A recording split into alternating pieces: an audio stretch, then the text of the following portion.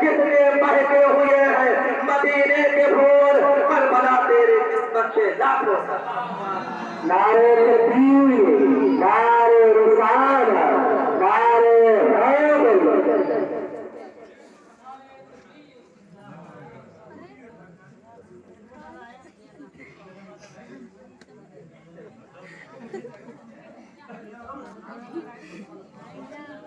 حضرت محترم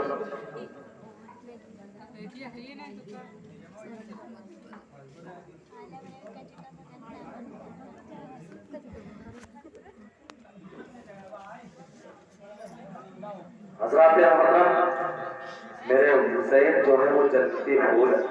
اور آپ بھی جانتے ہیں اگر پھول گاؤں میں کھلتا ہے نا شام تک دھوپ کی تپش اور شدت سے مرجھا جاتا ہے، لیکن میرا حسین وہ پھول ہے جو کھلا ہے قیامت تک کھلتا رہے، قیامت تک میرا حسین کھلتا رہے گا۔ حسن اور حسین جو ہے یہ جنتی پھول ہے،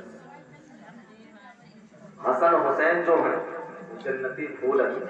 حضرات محترم آؤ سنو، وہی حسین نانا جان کی بارگاہ میں حاضر ہوتے، سنہری جالی کو پکڑ کر چاروں قطار روتے ہیں، نانا تیرے کلمہ پڑھنے والے تیرے امتی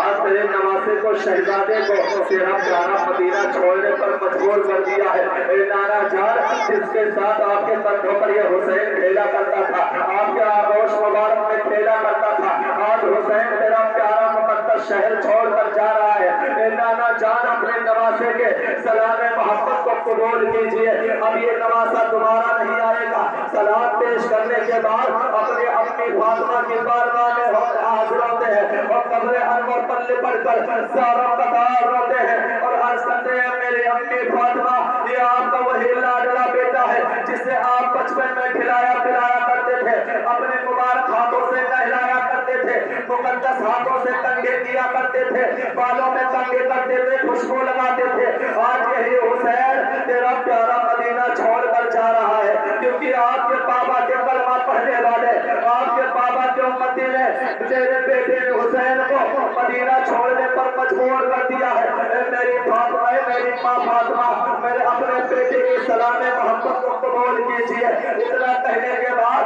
کسی نے کہا، اے حسین اپنے بھائی حسن سے بھی مل لو۔ اب حسین جاتے ہیں اپنے بڑے بھائی حسن کے قبر انور پر لپٹ جاتے ہیں اور کہتے ہیں، بڑے بھائی حسن، آج تیرا پیارا مدینہ چھوڑ کر تیرا بھائی حسین جا رہا ہے، جس کے ساتھ ہم نے ساتھ میں مل کر کھیلا، ساتھ میں زمانے گزرے، 56 سالہ زندگی گزار دیا۔ اے بھائی حسن، نانا جان کے کلمہ پڑھنے والے، نانا جان کے امتیوں نے ہمیں مدینہ چھوڑنے پر مجبور کر دیا ہے۔ بھائی حسن اپنے بھائی کے آخری سلام محبت کو اپنی بارگاہ میں قبول کر لیجئے۔ ادھر سامان سفر تیار ہو گیا ہے، نبی کے خاندان والے، حسین کے خاندان والے اپنے سامان سفر کو تیار کر لیا ہے، سب مدینہ سے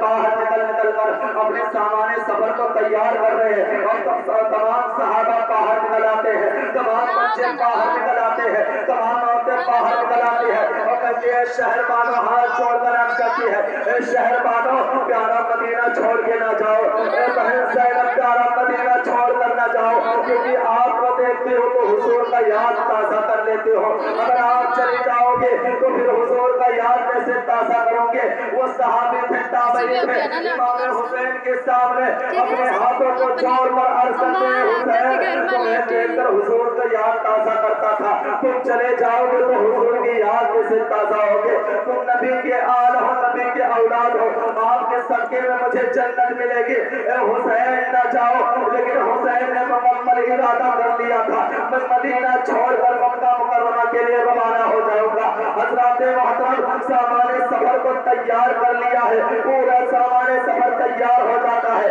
اور امام حسین مدینہ چھوڑنے پر مکمل ارادہ، پختہ ارادہ کر لیا ہے۔ وہ پیارا مدینہ امام حسین سے چھوڑ رہا ہے، وہ مدینہ آپ کو مثال تو آج ایک حاجی دل پہ ہاتھ رکھ کے سننا اور غور سے سننا، تب سمجھ میں آئے گی وہ پیارا مدینہ حسین سے چھوڑ رہا ہے۔ جس مدینے میں جب ایک حاجی جاتا ہے، جب وہ مکے میں جاتا ہے، خانہ کعبہ کا طواف کرے گا، حجر اسود چومے گا اور اریا مارے گا شیطان کو اور صفا مروہ کا دوڑ لگائے گا، جب وہ مکے میں رہے گا اسے گھر کی بھی یاد آئے گی، اولاد کی یاد آئے گی، پراپرٹی کی یاد آئے گی، کھیت کھلیان کی یاد آئے आएंगे, लेकिन जब वही हाजी मदीना शरीफ में पहुंचता है, रोज़े रसूल पे उसकी नजर पड़ती है, तो मदीना शरीफ में ये खासियत है, जब गुंबद खजरा पर नजर पड़ती है तो औलाद को वो भूल जाता है, अपने दोस्त अहबाब को भूल जाता है, खेत खलिहान को भूल जाता है। जब उसकी नजर पड़ती है तो वो यही कहता हुआ नजर आता है,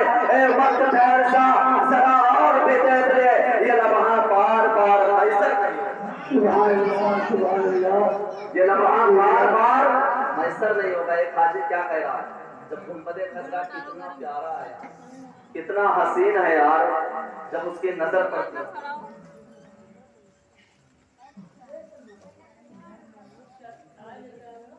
मरहूम हाजी सुराती 100 रुपये अपनी तरफ से अल्लाह ताला इमाम हुसैन के सदके में उनकी मग़फ़िरत अता फरमाए। हज़रात मोहतरम गौर से सुने यार,